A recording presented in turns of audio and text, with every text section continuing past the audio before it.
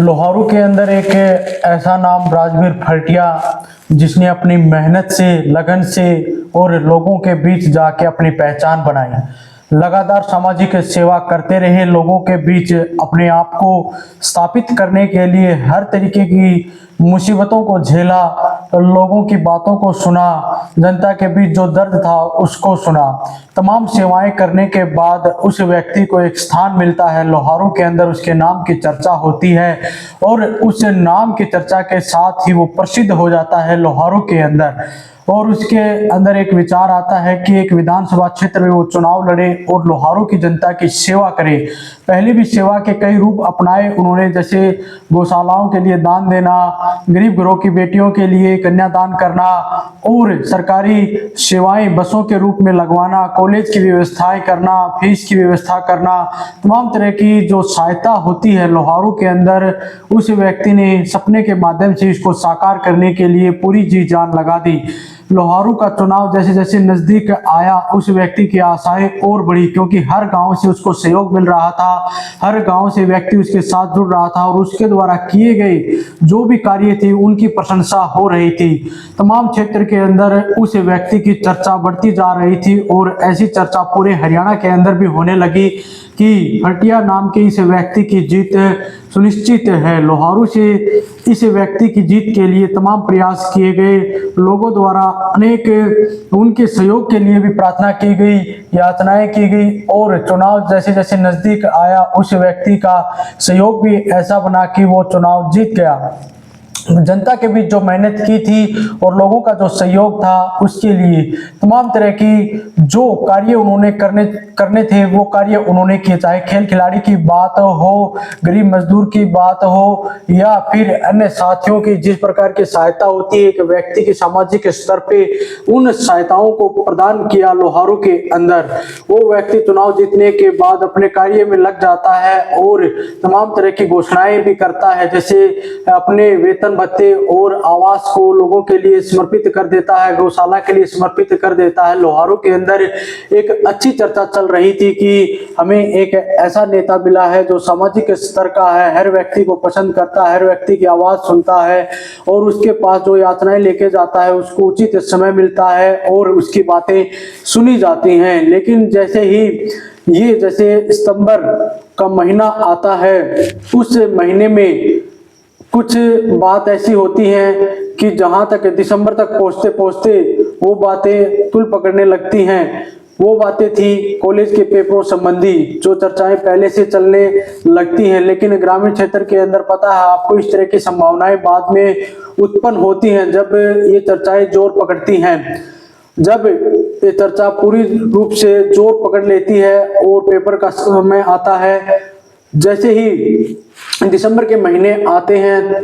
College का जो समय था, पेपर का जो समय था, उसमें पेपर की अवधि के समय एक मामला ऐसा आता है लोहारू के अंदर कि उसकी चर्चा एक विधायक से जोड़ दी जाती है। विधायक से जोड़ने का कारण ये था कि जो कॉलेज था, चुनाव के समय जो फ्री था या चुनाव के बाद की जो घोषणा थी, उसके साथ उसको जोड़ने की कोशिश की जाती है। उस विधायक ने सोचा भी नहीं होगा कि जो ये संभावनाएं थी 11वां और 12वां महीना उसके लिए एक विपरीत स्थिति लेके आएगा, लेकिन उसका इसमें क्या दोष। लगातार वो इन बातों की चर्चाएं करते रहे कि मेरा इससे कुछ लेना देना नहीं है, क्योंकि वहां पे एक घटना हो जाती है पेपर संबंधी हो और वो एक तुल पकड़ लेती है और लोहारू के अंदर तमाम तरह से विरोध होते हैं उस व्यक्ति के विषय में जो कि चुनाव जीत के आता है। उसकी निंदाएं होती है, चारों तरफ से कीचड़ उछाले जाते हैं, क्योंकि वो एक छात्रा से जुड़ जाता है ये मामला। वो छात्रा किसी भी वजह से फांसी लगा लेती है, बाद में उसको एक तुल दिया जाता है, क्योंकि कॉलेज विधायक का था और विधायक से जुड़ने का कारण ये था कि उसकी प्रॉपर्टी थी, वहां का चेयरमैन था। बाकी वहां पे बताते हैं कि फीस का मामला था, लेकिन एक व्यक्ति, एक सामाजिक व्यक्ति जो तमाम तरह से सेवाएं उपलब्ध करवाता है लोहारू के अंदर, उसको इस तरह का दिन देखने की नौबत आ चुकी है। तमाम तरह से वो बेचारा अपने वाक्यांश पेश कर रहा है, चाहे महिला आयोग के सामने हो, एसएचओ के सामने हो, एसपी डीएसपी या सरकार के सामने। इस तरह की